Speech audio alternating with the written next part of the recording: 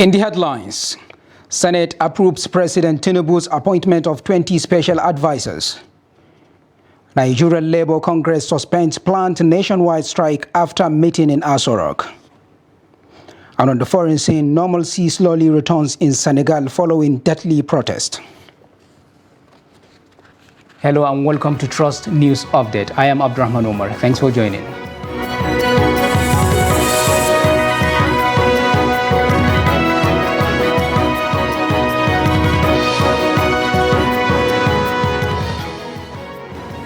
And now the news in full. The Senate on Tuesday approved President Bola Tinubu's appointment of 20 special advisors. This came after the president's letter to the upper chamber seeking the approval. However, the letter read by Senate President Ahmad Lawan during plenary session, Tinubu did not attach the names of the special advisors to the letter.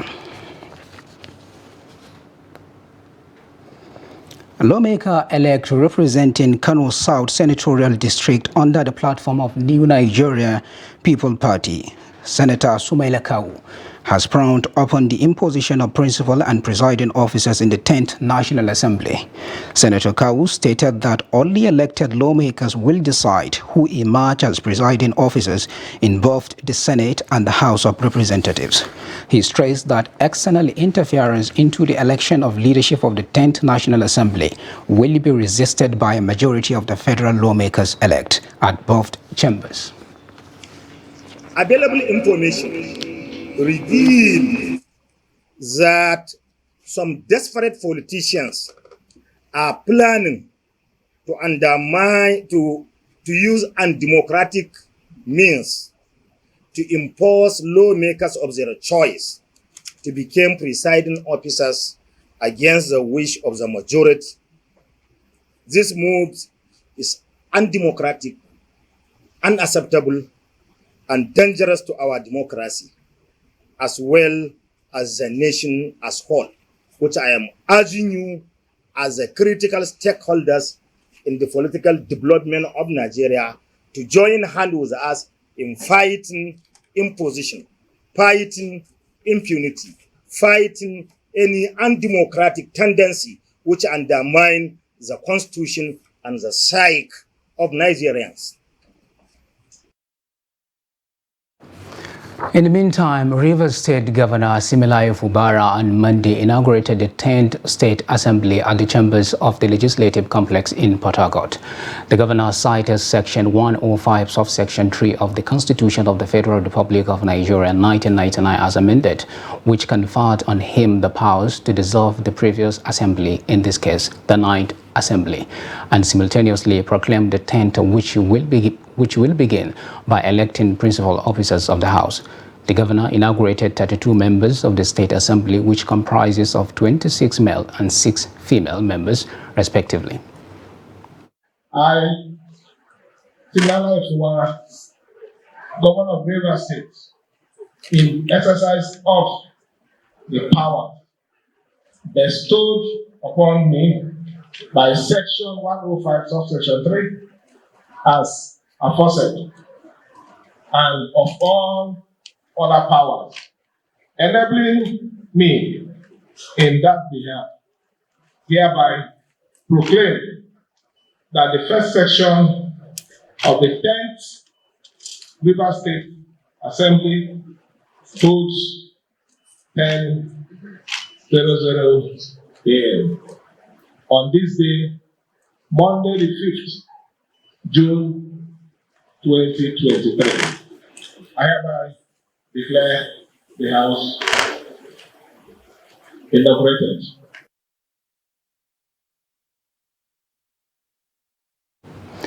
The Plateau State chapter of the National Councillors Forum of Nigeria has rejected the suspension of the 17 local government chairmen and their councillors by the state governor, Caleb Mutfwang. The governor, in a press conference in Jos, says the action of the governor is aimed at illegally achieving what the PDP was unable to achieve in 2021 at the poll, adding that they remain the elected councillors in their respective wards. Adu Musa has the rest of the details.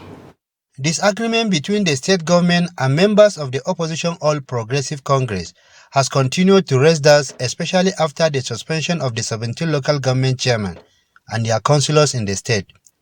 Just like their chairman, the councillors also said the State House of Assembly and the governor have no right to suspend them, insisting that their actions were illegal and uncalled for.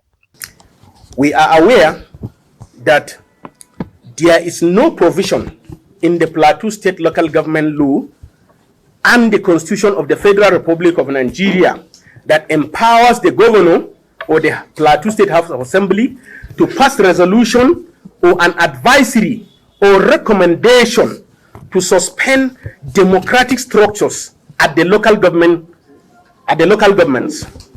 The chairman also says their suspension is not backed by any law and cannot therefore be replaced with caretakers. Our tenure, as spelled out by the law, is 3 years and is still in existence, and the action and the illegal suspension in order to truncate our lawful tenure and mandate of 3 years provided by Section 23 of the Plateau State Law, Plateau State Local Government Law 2016 is not in accordance with the law. While expressing their readiness to defend themselves before any investigative panel on the alleged financial misappropriation, they call on the governor to follow the path of honor to reverse his decision and allow them to complete their statutory tenure. To attend to any lawful investigation of financial impropriety by the agencies with the mandate under the law, should it be considered necessary. The state chapter of the party had on Sunday, in a press conference, warned that the suspension of the elected chairman and their councillors is capable of generating political instability and bad blood. Ado Musa, Trust TV News, Jos. Talks between government labor unions resumed on June 19. Organized labor on Monday night put off its planned strike over the removal of petrol subsidy by the federal government to allow for further consultations.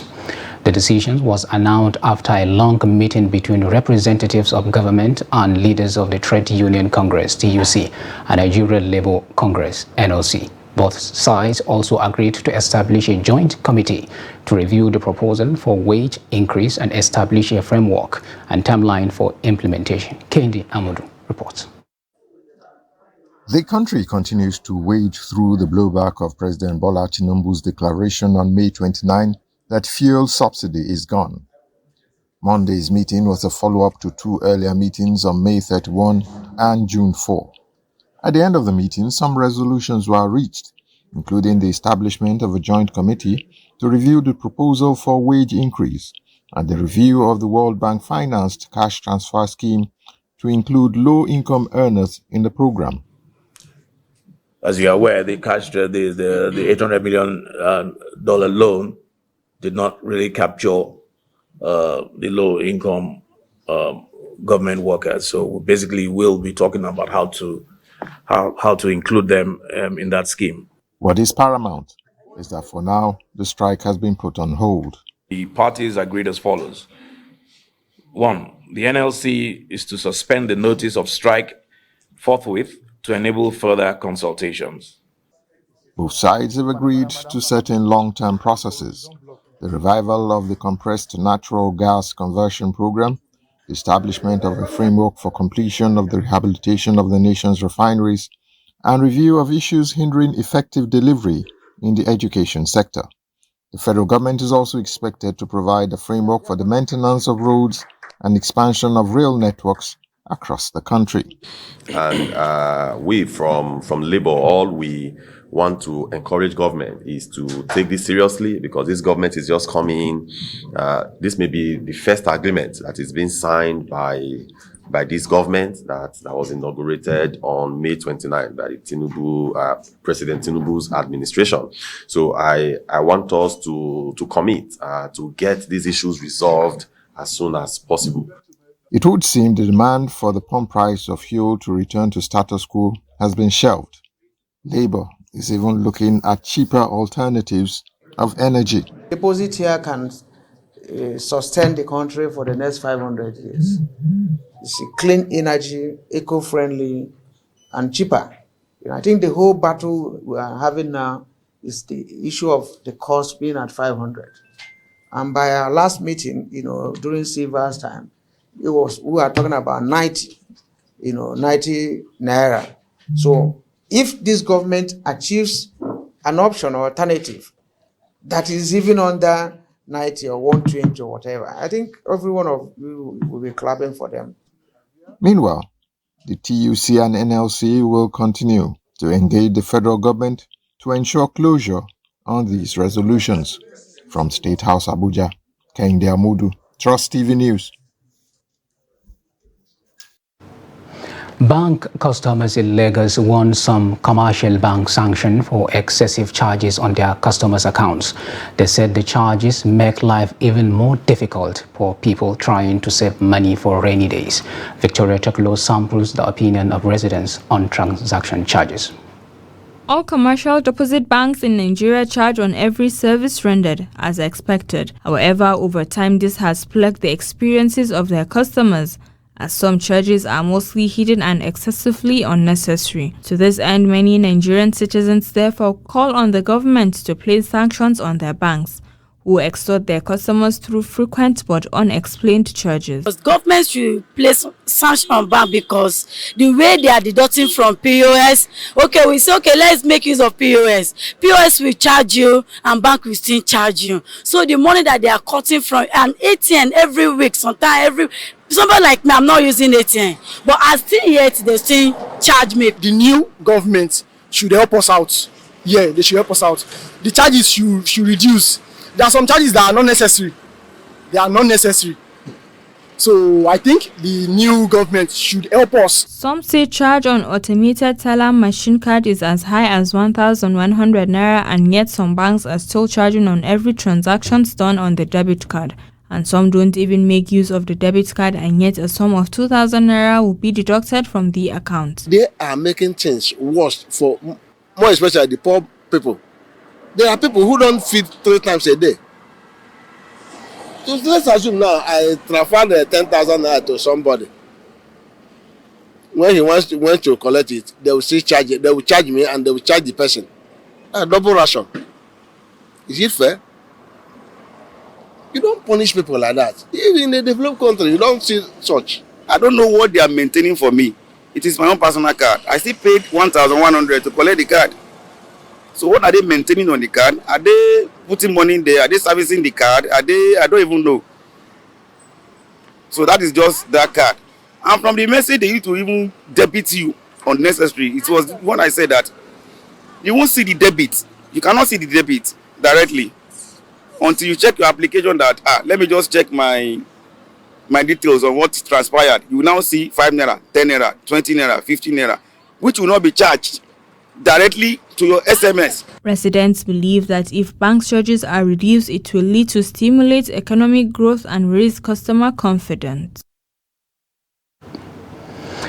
The Gombe State Command of the Nigerian Police says it has arrested 6 suspects over alleged possession of human bones, fraud, shop breaking and motorcycle theft. Parading the suspects at the headquarters of the Gombe State Police Command on Monday, the command's public relations officer ASP Mahit Moazu said the suspects deceived their victims and collected the sum of 650,000 to pray and purify the amount before investing in a business. Ibrahim Ismail reports. Isa Musa and Yusuf Haladu, who hail from Bali LGA of Taraba State, are victims of suspected fraudsters. One of them, Alhaji Awal, is now at large. The suspects were alleged to have collected the sum of 650,000 naira, claiming to pray for their victims to witness success in their businesses. That these suspects criminally conspired and defrauded one Isa Musa and his friend Yusuf Haladu, all of Taraba State, that they should bring money so that they can pray for them to have double the money, of which they fall into their trap and gave them the sum of over 600,000 naira through the process. Speaking to newsmen, one of the suspects confessed that they defraud people by claiming to provide spiritual assistance to solve various problems. Ina bincike neman abinci. Kamar neman abinci ka san almajiri dole ne wani yayi masa kuka sai ka ce za ka yi masa bincike. I am almajiri, struggling to put food on the table. I attend to people's requests and perform some spiritual acts to get some money. I am begging the police to have mercy on us. Hukumar na ɗan sanda duka na Najeriya. One of the victims, who lost the sum of 650,000 naira to the suspected ritualist, narrates his ordeal. Ina koyar da yara irin makarantar Islam din nan. To a wurin din sai ga wannan din ina yawan sayan inji, ina dan samun damuwa injin ne. Sai ce masa cewa ina da wani malamin sa wanda ina nan ina ma mutane addu'a, wanda ina yi din addu'a. Wadda idan ko da injin ka dai yana samun damuwa ko iya injin ma zaka iya zai iya masa addu'a, ko kuɗi ne yana samun damuwa, to idan ka sai abu da wannan kuɗin zai iya samun damuwa, to a wannan kuɗin idan maka addu'a in Allah da duk abun da ka saya bai zai lalace ba. The police also arrested 2 other men for allegedly burgling a shop and stealing a motorcycle. According to the command's public relations officer, the suspects will be charged to court as soon as the police conclude their investigations. Ibrahim Ismail, Trust TV News, Gombe. You are watching News Update on Trust TV. Coming up shortly after the break, we take a look at the continuous effect of floods on sources of livelihood. For details of this and more, do stay with us.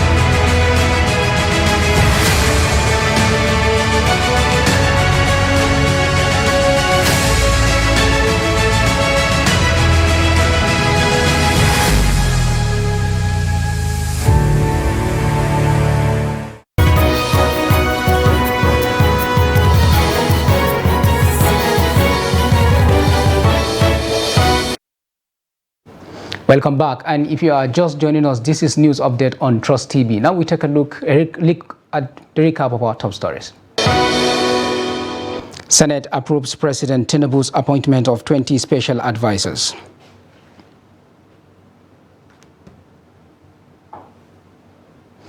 Now moving on to more stories. Pregnant women numbering over 300 on Monday decried the shortage of staff, inadequacy and ill treatment at the Jummai Babangida Maternal and Neonatal Wing of Mina General Hospital. Mina, the women said they spent hours in the hospital without being attended to due to lack of manpower. The report. Jummai Babangida Maternal and Neonatal Wing of Mina General Hospital reportedly receives not fewer than 300 pregnant women seeking antenatal services on a daily basis. But despite this huge population, the hospital reportedly has only 4 doctors, out of which 2 are consultants. Some of the women said they came to hospital as early as 5 a.m. without getting to see the doctor due to overpopulation, as the same doctors also needed to attend to those in labor wards. The first time I came to register, it was very okay. But the issue that we have here, there are no doctors. Because the last time I came, it's only 2 doctors. And have to share us, and it was around after 2 to 3, I left home. So we are lacking doctors here, actually. But they are not much. You hear today, they will say, it's only 2 doctors, so it's 40 people we are collecting. What will you do to other people that came? But if we have enough doctors, they'll be able to attend to everybody. We are all here for the same issue. Doctor used to come from 12. If doctor comes from 12, it depends on the complaint that you relate to the doctor. Sometimes I will go home from here 1, sometimes 2.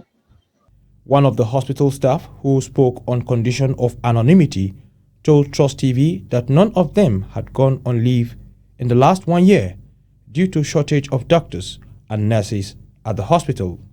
Trust TV gathered that the hospital before now had 18 doctors but only boasts 6 now, while 2 are consultants who do not come to work every day. Effort to get the Permanent Secretary, Ministry of Health, Muhammad Gana, to speak was not successful.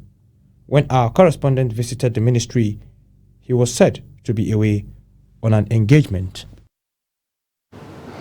Farmers in Nigeria have lamented the continuous effect of the 2022 flood, which ravaged farmlands in parts of the country and left over 2 million Nigerians grappling with a severe impact on their sources of livelihood. They now are calling on the federal government to fully implement the Flood Emergency Intervention Program PIF initiative, the Anchor Borrowers Program ABF of the Central Bank of Nigeria CBN for smallholder farmers, and provide adequate access to quality and affordable farm input. The report. With the commencement of the rainy season and effect of the recent fuel subsidy removal on food items and commodities in the market, the Forum for Agricultural Commodities Association say progress made in production of food commodities for food security and import substitution are being reversed rapidly. Hence, deliberate efforts must be made to stop the trend and put agriculture on the right trajectory for economic growth. Despite many gains of the Anchor Borrowers Program of the Central Bank of Nigeria, the program is now near marathon, as no smallholder farmer or medium-scale farmer have access to funding under Anchor Borrowers Program since 2020. The devastating flood has robbed them of even the little that they could have had, from their small efforts, through their little savings and whatever they could scavenge. Now another rain is here. They never got compensated earlier, and there is no efforts at all being made to support them. They believe that the contribution of farmers in rural communities towards providing and promoting agricultural growth cannot be overemphasized, even amid current setbacks. Like as of today, a bag of fertilizer is 50,000. And most of the small-scale women farmers at the rural areas, they can't afford that. Transportation is really high. Food has triggered high. It is a collective task that must be dispassionately pursued, as the consequences of a food crisis could spell doom on the nation and dwarf the cumulative of all security challenges as we are currently grappling with. Stakeholders are optimistic that the myriad of challenges that face the agricultural sector, like lack of access to affordable finance, unavailability of quality and affordable inputs, high post-harvest losses, fragmented and unstructured markets, and the dangers associated with negative climate change, among others, if managed and addressed properly, will make way for food security in the country. Aisha Salihu, Trust TV News, Abuja.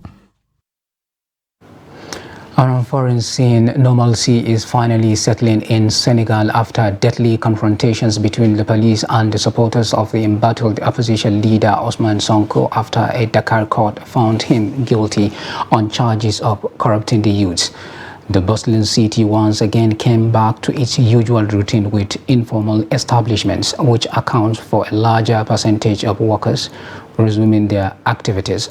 Some of the city residents said the demos are economically unsustainable. Clashes between Sonko supporters and police broke out after the ruling, leading to 15 deaths over 2 days. According to government figures, shops and businesses were ransacked. The president of Angola, João Lourenço, has welcomed the Portuguese President Antonio Costa in the capital, Luanda. Ministers from both countries signed a total of 13 agreements ranging from financial to legal. The Portuguese Prime Minister announced a significant increase in the credit line granted to Angola.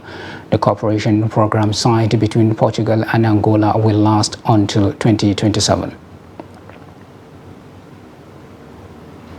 And finally, on sports news, promoter Eddie Hearn says he has made an offer to Dillian Whyte for a rematch with Anthony Joshua this summer. On Saturday, Joshua, who beat Whyte in 2015, posted on social media to say he was unaware of any talks of a rematch. But Han said Bob Mender won the fight, and Joshua is also closing in on a deal to face Deontay Wilder in Saudi Arabia in December. In a heated affair, Joshua, 33, knocked out White in the 7th round of their British title fight to avenge a loss to his rival from their amateur days. Olympic gold medalist Joshua went on to become a 2-time world champion, while White, 36, lost his only world title challenge to Britain Tyson Fury in 2022. Defending champion Iga Swiatek set off a rematch of last year's French Open final against Coco Gauff by moving into the Roland Garros last 8. Swiatek, going for a third title on the Paris clay, progressed when Ukraine's Lesia Torenko retired ill as the Polish player led 5-1 in the first set. 6th seed Gauff 19 beat Slovakia's Anna Karolina Shimidola 7-5, 6-2. Tunisia's Ons Jabeur moved into the quarterfinals for the first time with a 6-3, 6-1 win over Bernarda Pera. Jabeur played in the Wimbledon and US Open finals in 2022 but lost in the first round at Roland Garros last year. 7th seed Jabeur 28 will meet Brazilian 14th seed Beatriz Haddad-Maia in the last 8 after she eliminated Spain's Sara Soares Tomo. With that, we have come to the end of the Trust News Update. Do not forget to follow us across all our media platforms and our YouTube live stream. I am Abdurrahman Omar. Thanks for watching and bye for now.